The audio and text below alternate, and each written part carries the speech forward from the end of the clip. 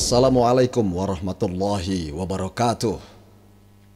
Pemirsa, bukan tanpa alasan saya terus berjuang untuk menyampaikan kebenaran. Bukan tanpa alasan saya mengajak Anda semua untuk waspada terhadap Habib Ba'alwi. Saya akan tampilkan satu saja video dari oknum Ba'alwi, dan kalian bisa nilai sendiri setelah melihatnya. Ini videonya. Ba'alawi yang tercatat itu kan kurang lebih 4 juta ya kalau nggak salah Indonesia. Itu yang tidak tercatat lebih banyak, Bib. Iya, betul. Saya dapat info dari Maluku, dari Papua, banyak. Kalau semua nih Ba'alawi bersatu, Indonesia selesai sama Ba'alawi itu. Serius? Enggak, bener, Bib, serius. Apa reaksi Anda? Apa reaksi kalian? Diam? Silahkan. Tapi jangan salahkan orang yang mau nahi mungkar melawan kejahatan. Saya salah satunya. Dan saya yakin di luar sana banyak orang-orang yang marah dengan pernyataan orang itu. Ini contoh salah satunya. Selesai bagaimana, Beb? Buktikan, Beb. Kalau kamu mau berontak Indonesia, ya.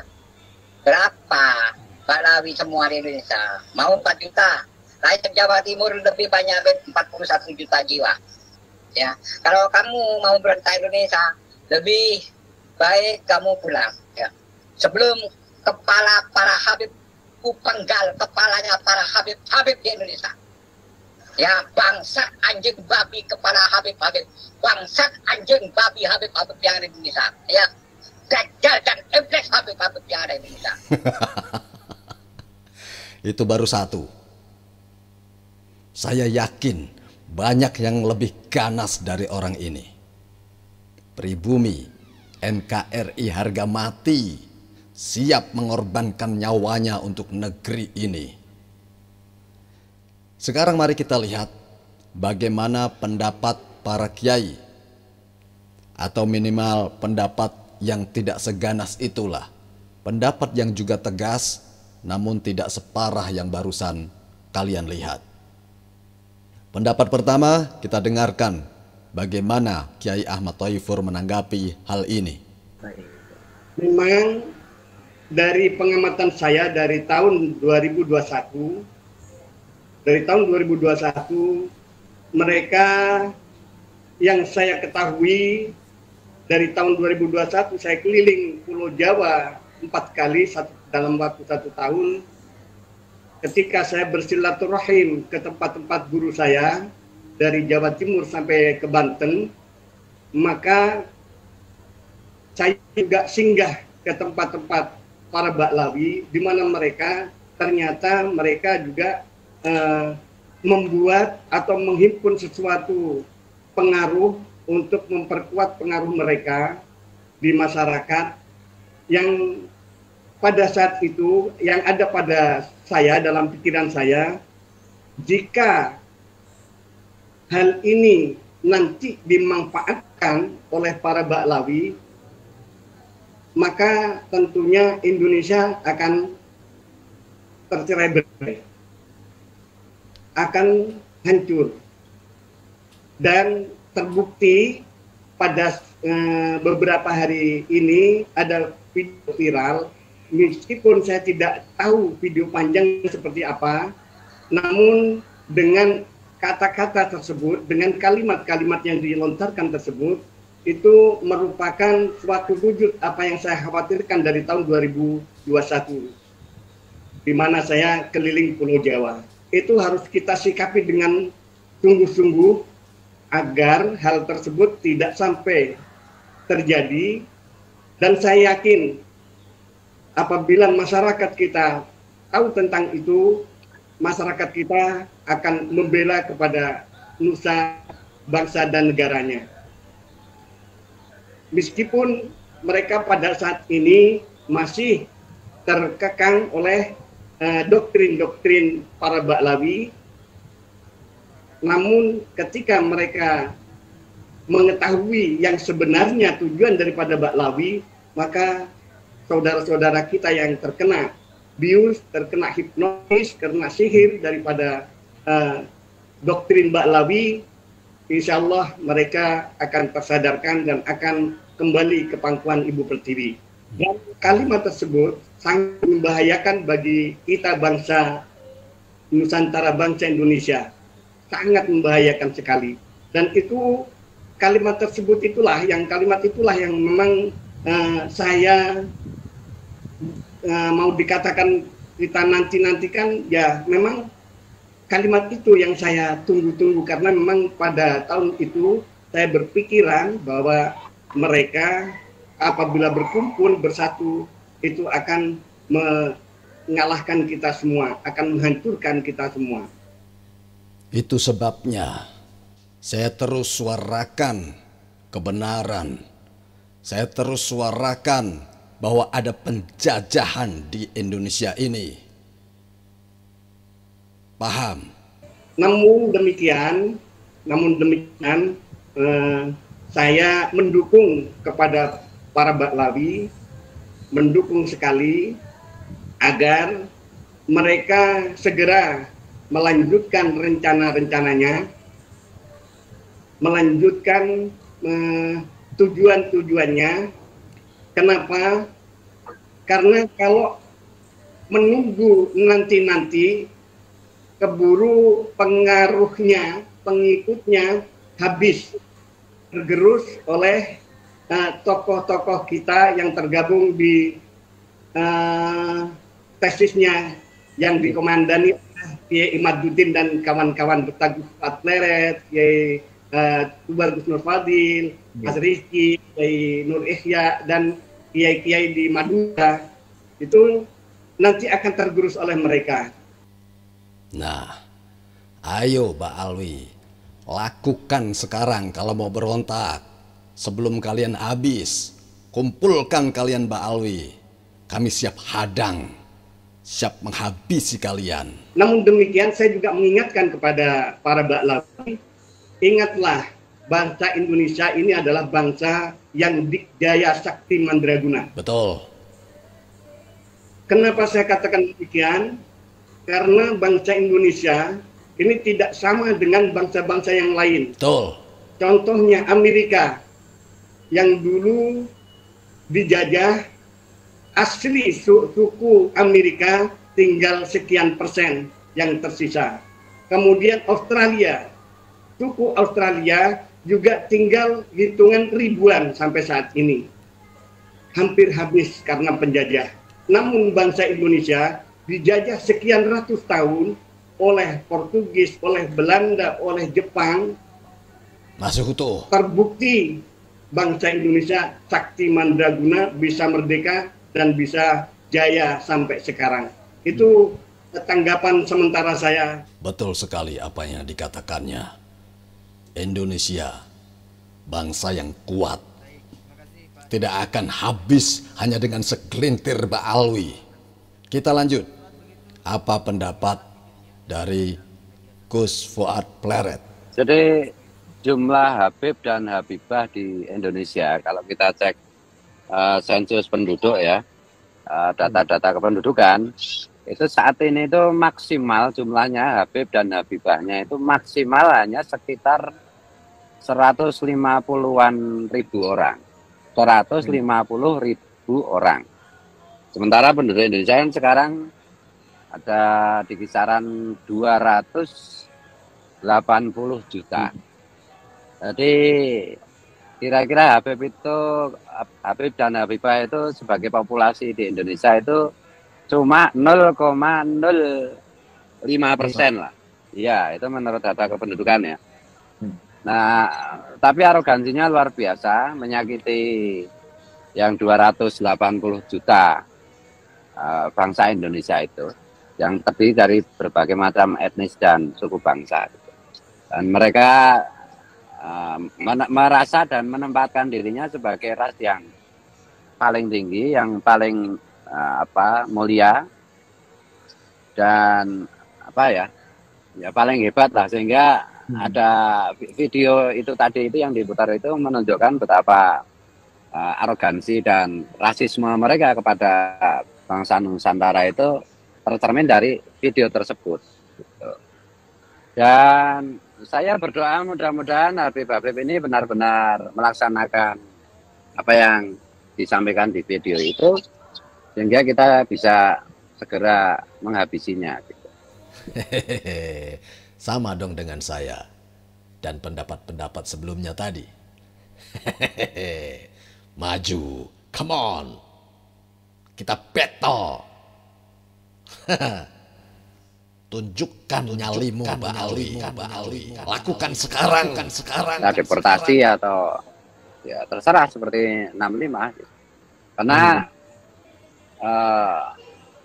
populasi yang begitu kecil itu menurut saya sangat signifikan ya, mempengaruhi bagaimana memprovokasi bangsa Indonesia untuk melawan Pancasila, untuk merusak Bhinneka Tunggal Ika, untuk menegakkan daulah khilafah, untuk menegakkan syariat Islam versi tafsir mereka yang radikal dan dungu itu. Dan ini negara harusnya turun tangan. Makanya kemarin saya kecewa itu dengan pernyataannya Pak Menteri Agama, Pak Nazarudin. Dia menganggap masalah ini masalah sepele, jangan macankan kucing, jangan kucingkan macan loh. Ini beliau ini paham nggak apa itu peta persoalannya itu? Kalau dipikir ya teroris itu cuma berapa gelintir kan yang aktif selnya itu. Tapi kan itu membahayakan kehidupan bersama sebagai bangsa dan negara. Nah ini Habib ini jelas mereka dengan berbagai macam topeng peran masing-masing. Mereka itu kompak, baik yang halus maupun yang kasar, baik yang intelek maupun yang dungu. Sama-sama mereka itu ingin menegakkan khilafah, mengganti Pancasila dengan khilafah, dan menempatkan diri mereka sebagai ras mulia, sebagai ras penguasa. Ini baru populasinya 0,05% saja. Udah bisa kita lihat berapa yang jadi bupati, berapa yang jadi wakil bupati, berapa yang jadi wali kota, berapa yang ini gitu. Ini teman-teman juga mulai menyuarakan PKS saja ya. Sekarang kan udah diokupasi oleh kelompok Habib dan Habibah. Nah ini negara harus hadir gitu. Negara harus hadir dan ya mudah-mudahan Allah itu akan semakin menunjukkan kepada kita, memprovokasi kekonyolan para Habib ini, sehingga ya kita harapkan mereka Habib ini benar-benar melakukan tindakan-tindakan kriminal dan kekerasan secara masif, sehingga negara punya alasan untuk mengambil tindakan. Begitulah tanggapan Gus Fuad. Menurutnya, monggo silahkan segerakan supaya cepat selesai dengan cara kami. Lanjut sekarang kita dengarkan bagaimana pendapat Tubagus Mogi Nurfadil. Saya sependapat apa yang disampaikan oleh Yai Thoifur dan juga Gus Fuad Pairet Jogja.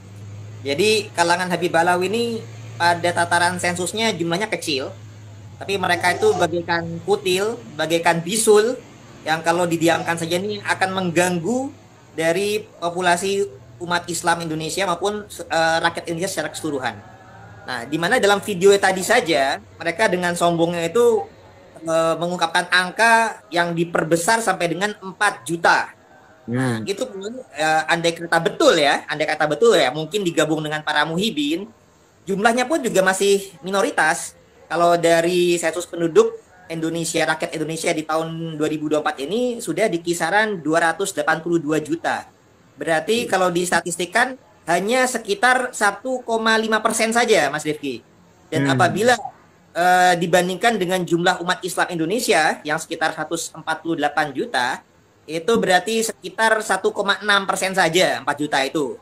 Jadi meskipun secara statistik Ba'alawi itu tidak sampai 4 juta, hanya hitungan ratusan ribu, tapi kalau mereka menganggap punya massa sampai dengan 4 juta, ya mungkin digabungkan dengan para muhibin, ini harus diwaspadai, karena itu sudah merupakan suatu suara yang menyatakan Indonesia bisa selesai oleh Ba'alawi.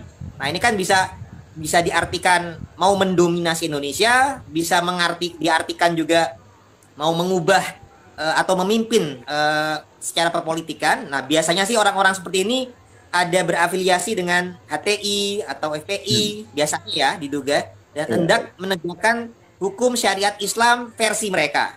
Nah, padahal dalam agama Islam itu sendiri, kita diajarkan untuk menjaga amanah, untuk menjaga suatu bentuk perjanjian. Jadi para founding father kita, para ulama kita, para umarok kita dari masa sejak Indonesia ini merdeka, sudah memiliki kesepakatan untuk menjaga Indonesia menjadi satu bangsa, satu negara dengan patokan dasarnya adalah Undang-Undang Dasar 1945 dan juga Pancasila. Bahkan di Undang-Undang Dasar ayat pasal 29 ayat pertama dinyatakan Indonesia ini berdasar atas ketuhanan yang Maha Esa. Nah, artinya meskipun Indonesia ini bukan negara agama Islam, tapi secara spiritual Indonesia adalah negara yang bertauhid, yang berdasar pada ketuhanan yang Maha Esa.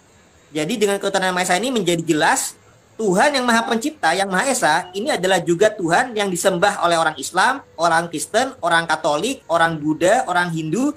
Kita semua menyembah Tuhan yang sama, yang Maha Menciptakan.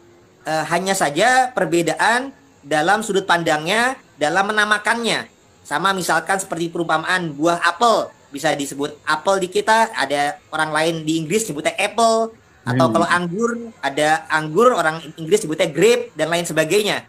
Artinya kita Indonesia ini sudah sebuah negara yang mengandung filosofi yang spiritual. Kita menyatukan berbagai etnis yang berbeda, suku bangsa yang berbeda, agama yang berbeda, tapi tetap menjadi satu, yaitu Bhinneka Tunggal Ika.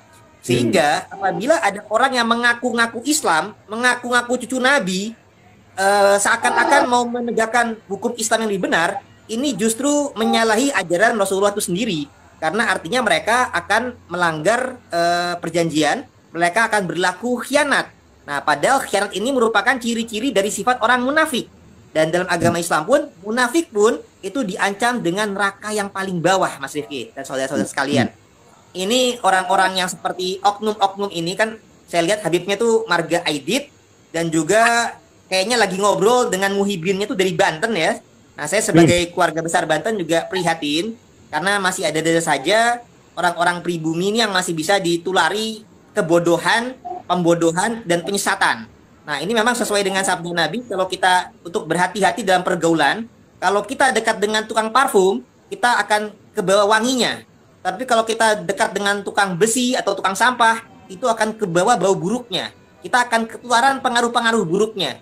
Jadi pengaruh buruk untuk gerakan radikalisme, separatisme, suka caci maki, ini menular ini menjadi akar-akar tidak baik dan rasis dan merendahkan yang lain. Sehingga tentu saja 4 juta yang mereka sebut nih ya kalau perlu diselidiki apakah itu mungkin sudah beserta Muhibin. Nah, mereka biasanya juga menyuarakan untuk gerakan jihad, untuk masalah Palestina. Nah, kalau untuk masalah Palestina kita pada dasarnya juga mendukung kemaslahatan saudara-saudara kita, tapi tentunya kita juga menyesuaikan dengan kebijakan umarok kita dan politik luar negeri. Jangan sampai malah merugikan bangsa kita juga.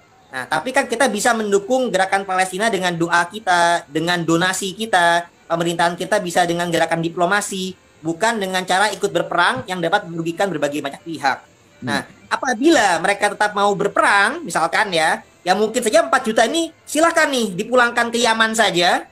Di sana mereka bisa bekerja sama dengan orang Houthi untuk menyerang Palestina. Daripada di Indonesia ini mengganggu, mungkin pemerintah kita bisa mendeportasi. Ya kalau misalkan ratusan ribu atau 4 juta, menurut saya juga nggak masalah tuh Pak Prabowo dan lain sebagainya, karena malahan membantu untuk mengurangi kepadatan penduduk di Indonesia. Penduduk Indonesia itu sudah padat, sudah 282 juta. Ya kalau dikurangin 4 juta itu malah bagus sepertinya. Jadi saya setuju tuh kalau 4 juta ini ya silakanlah, kalau memang nggak bisa di Indonesia dengan damai menjadi parasit, ya silahkan kalau Anda mau ke Palestina atau mau ke Yaman biar jadi wali, katanya kan Kabul Tarim kan jadi wali tuh. Itu saya mendukung sekali daripada di Indonesia menciptakan permusuhan dan perpecahan. Nah, apalagi kan dengan 4 juta ini kita sudah melihat sejarah mereka ini sudah berbagai macam yang kadang-kadang mereka tutupi, tapi alhamdulillah wa syukurillah sekarang sudah mulai terkuak rekam jejak historisnya. Mereka di abad 9 Hijriah mulai mengaku-ngaku sebagai cucu Nabi, padahal hasil genetiknya adalah turunan Yahudi Trah-Kaukasus di abad 18 Masehi, tahun 1750 sampai dengan 1752. Mereka sempat oknum mereka ya, itu bersempat berupaya mengkudeta tahta Kesultanan Banten. Kemudian di abad 19 tahun 1800-an, ternyata dalam perang Diponegoro pun mereka menjadi agen pihak Belanda itu untuk memecah belah perjuangan masyarakat Muslim saat itu, bahkan melobi Pangeran Diponegoro untuk mau berunding dengan pemerintah Belanda, sehingga Pangeran Diponegoro berhasil ditangkap, dijebak, kemudian perjuangannya dihentikan. Itu juga karena ulah daripada oknum-oknum Habib Ba'alawi. Dan juga di abad 19 itu juga ditemukan juga bukti ya, contoh dengan tokoh Utsman bin Yahya Mufti Betawi, itu juga di Banten sendiri pun juga menimbulkan juga konflik Jeger Cilegon. Artinya Jeger Cilegon di tahun 1888 ada eksekusi terhadap para pejuang dari Thorikoh, itu mendapatkan rekomendasi dari oknum Habib Utsman bin Yahya Mufti Betawi kala itu agar pemerintah Belanda itu menindak tegas bahkan mengeksekusi. Dan dia juga mereferensikan kepada pemerintah Hindia Belanda untuk memberikan tindakan keras kepada para ulama-ulama Thorikoh. Nah, ini sehingga jelas, dan bahkan Syekh Nawawi pun yang dikenal di seantero Nusantara, baik di Banten, di Mekah, juga berani memberikan surat kritik kepada Utsman bin Yahya. Bahkan beliau juga sempat mengcounter doktrin Habib yang menyatakan berguru kepada satu Habib bodoh lebih utama daripada berguru kepada 70 ulama yang alim yang non Habib. Syekh Nawawi pun juga sempat menuliskan bahwasanya justru sebaliknya, bahwa satu ulama yang amilin itu lebih utama daripada 70 Sayyid atau Syarif asli yang bodoh, apalagi dari Habib yang palsu nasabnya kepada Nabi. Itu sangat jauh keutamaannya bila dibandingkan. Nah, kemudian di abad 20 terjadi gerakan pemberontakan PKI oleh DN Aidit, Sofyan Barakbah, Fahrur Barakbah. Ini juga adalah ulah daripada oknum-oknum Habib Ba'alawi muasal Yaman. Dan ketika di Indonesia mereka gagal, ternyata mereka di negerinya sendiri di Yaman di tahun 1967 berhasil mendirikan satu-satunya negara komunis di Timur Tengah, yakni di Yaman Selatan. Yang meskipun sudah berakhir di tahun 1990 dengan menyatu dengan Yaman Utara, tapi Partai Sosialis Yaman sampai sekarang masih ada dan diketuai oleh Habib Abdurrahman Assegaf, mohon maaf. Jadi artinya sampai sekarang pun ya, kalangan Ba'alawi di Yaman pun juga masih ada yang berprinsip atau berfaham komunis sosialis. Sehingga apabila di masa sekarang ada Habib semacam Rizik Syihab suka menuding yang lain tuh komunis, harusnya mawas diri berkaca. Jangan maling teriak maling, jangan komunis teriak komunis. Karena yang biasa komunis justru dari kalangan Ba'alawi itu sendiri banyaknya.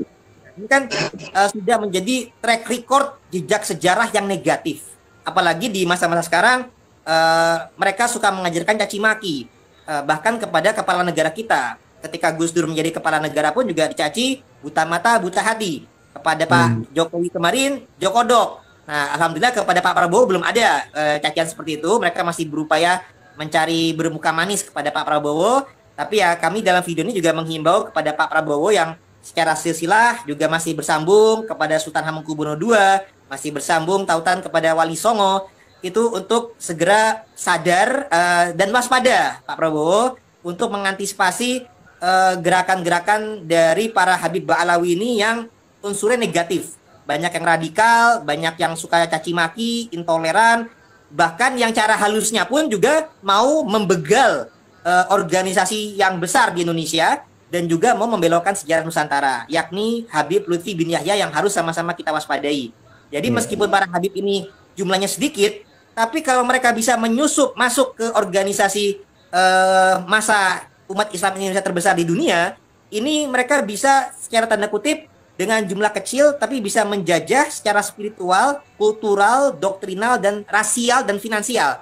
Nah, apalagi alhamdulillah kita telah bersyukur Ketum PBNU juga sudah berhasil dengan para kiai-kiai yang lain sudah mengadakan kongres Jatman yang asli legal di bawah PBNU dan juga sudah melengsarkan Pak Lutfi bin Yahya. Nah, kami harapkan Pak Lutfi bin Yahya juga tetap legowo, jangan sampai mengadakan kongres versi beliau di Pekalongan, yang alias Kongres Patman atau Parman, bukan Jatman yang asli. Dan kita harap para kiai-kiai kita tidak lagi terpengaruh untuk mendukung kongres yang diadakan oleh Pak Lutfi ini. Dan jangan sampai Pak Prabowo juga mau hadir dalam kongres yang diadakan. Kalau diundang jangan mau Pak, itu justru malah memecah belah umat. Dan kita bersyukur dengan adanya Kiai Thaifur ini, sehingga ternyata di Indonesia Timur pun sudah ada Kiai Nusantara yang moga-moga Kiai Thaifur bisa menjaga umat di sana dengan yang umat yang berbeda agama, supaya bisa dijaga toleransinya. Jangan sampai terpengaruh oleh faham radikalnya para Habib, Yai. Karena ini semua sangat berbahaya bagi keutuhan negara kita, karena sudah punya track record yang jelas. Dengan 4 juta itu kalau mau bergerak, insya Allah kita akan siap menghadang.